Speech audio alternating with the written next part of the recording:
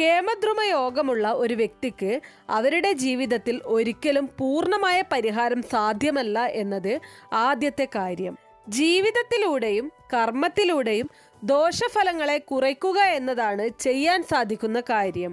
യോഗം തിരിച്ചറിഞ്ഞ ശേഷം അതിനുവേണ്ടി പ്രവർത്തിക്കുക, അതിനെ പ്രതിരോധിക്കുക എന്നതാണ് പ്രധാന കാര്യം. എപ്രകാരമാണ് ഒരു വ്യക്തിയുടെ ജീവിതത്തിൽ കേമദ്രുമ യോഗം ഉണ്ടെന്ന് മനസ്സിലാക്കുന്നത് എന്ന് നോക്കാം.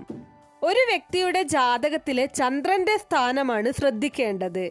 ചന്ദ്രൻ 2ാം ഭാവത്തിലും ആ ജാതകന്റെ 12ാം ഭാവത്തിൽ മറ്റൊരു ഗ്രഹവും ഇല്ലാത്ത അവസ്ഥയുമാണെങ്കിൽ അവരിൽ കേമദ്രുമയോഗം ഉണ്ടെന്ന് ഉറപ്പിക്കാൻ സാധിക്കും.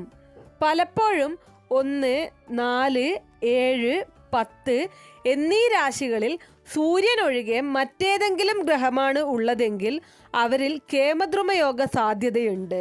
ഗ്രഹനില പ്രകാരം ജാതകത്തിൽ ചന്ദ്രന്റെ മുന്നിലും പിന്നിലും ഗ്രഹങ്ങളില്ലാതെ നിൽക്കുന്ന അവസ്ഥയിലാണ് കേമദ്രുമയോഗം രൂപം കൊള്ളുന്നത്. ഈ ദോഷകരമായ യോഗം എപ്രകാരം നമ്മുടെ ജീവിതത്തെ ബാധിക്കുമെന്നത് ശ്രദ്ധേയമാണ്. പലപ്പോഴും മാനസികമായ അവസ്ഥ തന്നെയാണ് ഇതിൽ വെല്ലുവിളി ഉയർത്തുന്നത്.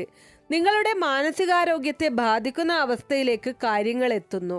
സാമ്പത്തിക സ്ഥിതിയിൽ മാറ്റങ്ങൾ ഉണ്ടാവുന്നു. ദാരിദ്ര്യത്തിലേക്ക് നിങ്ങളെ തള്ളിവിടുന്നു. ഒറ്റപ്പെടലും ബുദ്ധിമുട്ടുകളും അനുഭവിക്കുന്നു.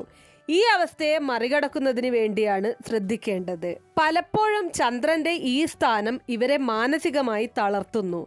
ഈ സമയം യോഗയും ധ്യാനവും പോലുള്ളവ ചെയ്ത് മനസ്സിന് ശക്തി നൽകുന്നതിനാണ് ശ്രദ്ധിക്കേണ്ടത്. എപ്പോഴും പോസിറ്റീവ് ചിന്തയോടെ ഇരിക്കാൻ ശ്രമിക്കണം. പോസിറ്റീവ് ഊർജം ജീവിതത്തിൽ നിറയ്ക്കുന്നതിന് വേണ്ടി വളരെയധികം ശ്രദ്ധയോടെ മുന്നോട്ടു പോകണം. അല്ലാത്ത പക്ഷം അത് ജീവിതത്തിൽ വളരെയധികം പ്രശ്നങ്ങൾ ഉണ്ടാക്കുന്നു. ഏകാന്തതയാണ് ഇവരെ ബാധിക്കുന്ന ഏറ്റവും പ്രധാന പ്രശ്നം.